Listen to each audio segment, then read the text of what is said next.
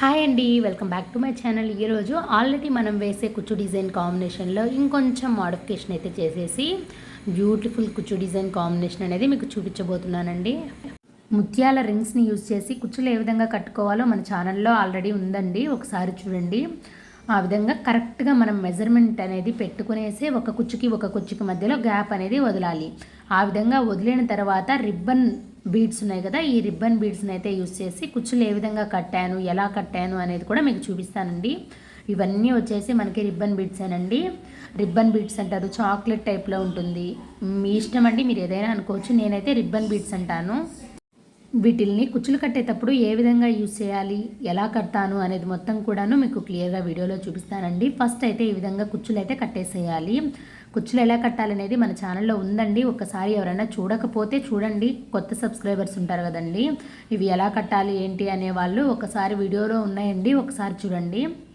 Finishing అయితే చాలా బాగుంటుందండి, చాలా అంటే చాలా బాగుంటుంది మన మెథడ్లో కుచ్చులు కట్టారంటే.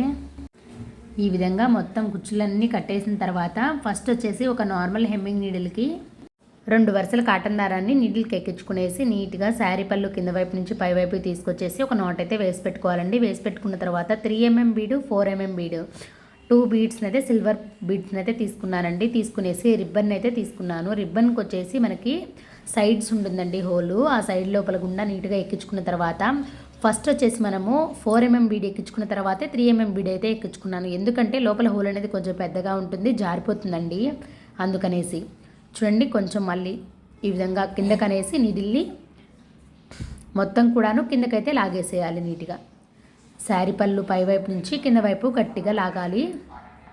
ఇప్పుడు నీడిల్ని మళ్ళీ శారీ పళ్ళు కింద వైపు నుంచి పై వైపుకి అయితే తీసుకురావాలండి గట్టిగా. మన ఇష్టం అండి, నాట్ అనేది వేసుకోవచ్చు, వేసుకోకపోవచ్చు, రన్నింగ్ అయినా కట్టుకోవచ్చు అండి.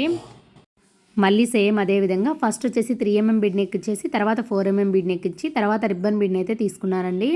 రిబ్బన్ బీడ్ని తీసుకున్న తర్వాత మళ్ళీ ఒక 4 mm బీడు, 3 mm బీడ్ అయితే ఎక్కించేసాను. ఈ విధంగా మొత్తం అయితే కట్టుకుంటూ వెళ్ళిపోవాలండి. ఈ వీడియో కనుక నచ్చినట్లయితే లైక్ చేయండి, షేర్ చేయండి, సబ్స్క్రైబ్ చేయండి.